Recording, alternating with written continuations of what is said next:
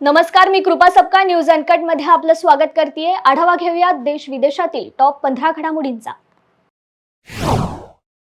आम्ही Pearl Harbor उद्ध्वस्त होताना पाहिलंय आणि जपानच्या नागासाकी आणि हिरोशिमा शहरावर अणुबॉम्ब टाकून दुसरं महायुद्ध संपवलं। त्याचप्रमाणे गाझाचे युद्ध संपवण्यासाठी इस्रायलला अणुबॉम्ब टाकायची अनुमती मिळायला हवी असं विधान अमेरिकेचे खासदार लिंडसे ग्राहम यांनी केलंय। त्याचवेळी ग्राहम यांनी अमेरिकेने जपानवर अणुबॉम्ब टाकण्याचा घेतलेला निर्णय योग्य होता असंही म्हटलंय।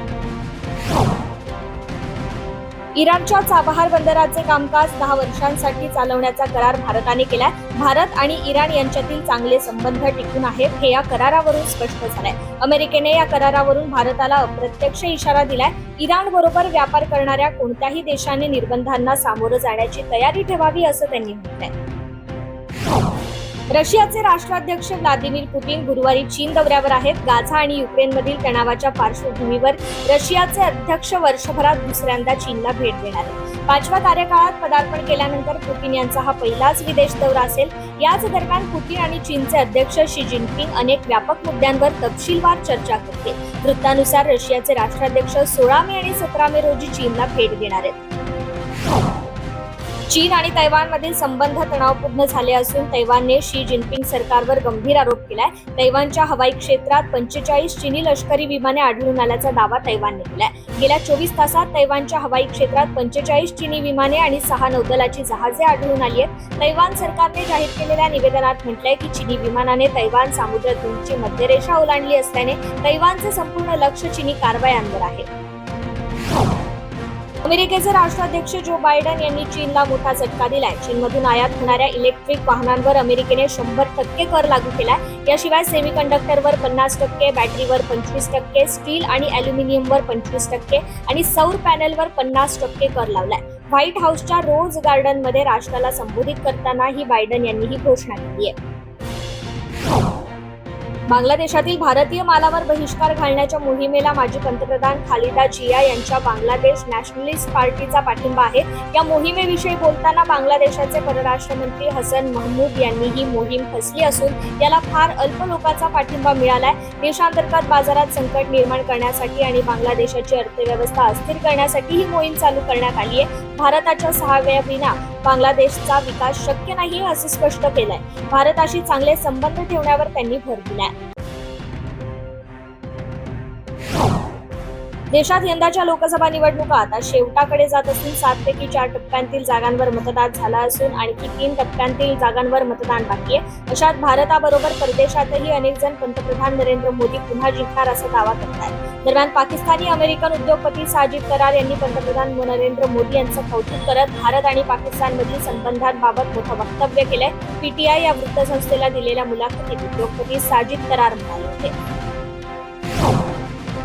भारतातील न्यायालय सर्वसामान्यांवर लादण्यासाठी बनवण्यात आलेली नसून ती लोकशाहीचे स्थान म्हणून स्थापन करण्यात आली आहे। भारतातील न्यायालय लोकशाहीच्या चर्चेचं ठिकाण आहे असं भारताचे सरन्यायाधीश डी.वाय. चंद्रचूड यांनी स्पष्ट केले। ते ब्राझीलमधील G20 शिखर परिषदेत बोलत होते। कोविड-19ने न्यायालय प्रणाली आणखी विकसित केली आहे जी आम्हाला एका रात्रीत बदलावी लागली असं देखील डी.वाय. चंद्रचूड यांनी सांगितलंय। मुंबई उत्तर पश्चिम लोकसभा मतदारसंघासाठी महायुतीकडून शिवसेना शिंदे गटाचे उमेदवार रवींद्र वायकर यांना उमेदवारी देण्यात आली आहे। काही दिवसांपूर्वी आमदार रवींद्र वायकर यांनी उद्धव ठाकरेंची साथ सोडली आणि त्यांनी शिवसेना शिंदे गटात प्रवेश केला। रवींद्र वायकर यांच्या शिंदे गटातील प्रवेशानंतर त्यांना महायुतीकडून लोकसभेची उमेदवारी जाहीर करण्यात आली होती। यानंतर पुन्हा एकदा वायकर चर्चेत आले। DHFLचे माजी संचालक धीरज वाधवान यांना सीबीआयने सोमवारी रात्री अटक केली। 34,000 कोटी रुपयांच्या बँक घोटाळ्या प्रकरणी त्यांना अटक करण्यात आली आहे। या प्रकरणी सीबीआयने आरोपपत्र दाखल केले। आज त्यांना दिल्ली विशेष कोर्टात हजर करण्यात आलं होतं। न्यायालयाने धीरज वाधवान यांना न्यायालयीन कोठडी सुनावली आहे। सीबीआयने 34 कोटी रुपयांच्या 17 बँकांच्या कन्सोर्टियमच्या घोटाळ्या प्रकरणी यापूर्वीच त्यांच्यावर गुन्हा दाखल केला आहे। न्यूज क्लिकचे संपादक प्रबीर पुरकायस्थ यांना सर्वोच्च न्यायालयाने मोठा दिलासा दिलाय। सर्वोच्च न्यायालयाने त्यांच्या सुटकेचे आदेश दिले। प्रबीर पुरकायस्थ यांच्यावर काही दिवसांपूर्वी यूपी अंतर्गत गुन्हा दाखल करण्यात आला होता। त्यानंतर त्यांना दिल्ली पोलिसांकडून अटक करण्यात आली। दिल्ली पोलिसांनी यूपीए अंतर्गत केलेल्या कारवाईला आव्हान देणारी याचिका सर्वोच्च न्यायालयात दाखल करण्यात आली होती. या याचिकेवर आता सर्वोच्च न्यायालयात सुनावणी पार पडल्यानंतर बुधवारी न्यूज क्लिकचे संपादक प्रवीर पुरकायस्थ यांना न्यायालयाने सोडण्याचे आदेश दिले. जगातील सर्वात वेगवान अर्थव्यवस्था म्हणून भारतीय अर्थव्यवस्था ओळखली जात असून विविध आर्थिक आघाड्यांवरील उत्तम कामगिरीमुळे 2025 पर्यंत ती जपानला मागे टाकून ती जगातील चौथी सर्वात मोठी अर्थव्यवस्था होईल असा अंदाज भारताचे G20 शेर्पा आणि नीती आयोगाचे माजी सीईओ अमिताभ कांत यांनी व्यक्त केलाय. मनु भाकेर व विजयवीर सिद्धू या दोन नेमबाजांनी पॅरिस ऑलिम्पिकसाठीच्या निवड चाचणीत यश मिळवलंय. मनु हिने महिलांच्या 25 मीटर पिस्तूल प्रकारात 42 गुणांसह पहिल्या स्थानावर झेप घेतली. मनुने या प्रसंगी विक्रमी गुणसंख्या मिळवली आहे. विजयवीर याने पुरुषांच्या 25 मीटर रॅपिड फायर पिस्तूल प्रकारात 34 गुणांसह पहिल्या स्थानावर झेप घेतली. ऑलिम्पिक पात्रतेसाठी ही अखेरची स्पर्धा होती. आता उद्यापासून 50 मीटर रायफल फ्री पोझिशन या प्रकारच्या पात्रता फेरींना सुरुवात होणार आहे. भारतीय संघाने व्हिएतनाम येथील तायक्वांदो स्पर्धेत इतिहास रचलाय.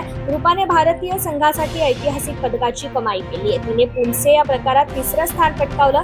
यासह भारतीय संघाच्या नावावर पदकाचं खातं उघडलं गेलं. यातून पहिल्यांदाच भारताने या स्पर्धेमध्ये पदकाचा बहुमान पटकावलाय.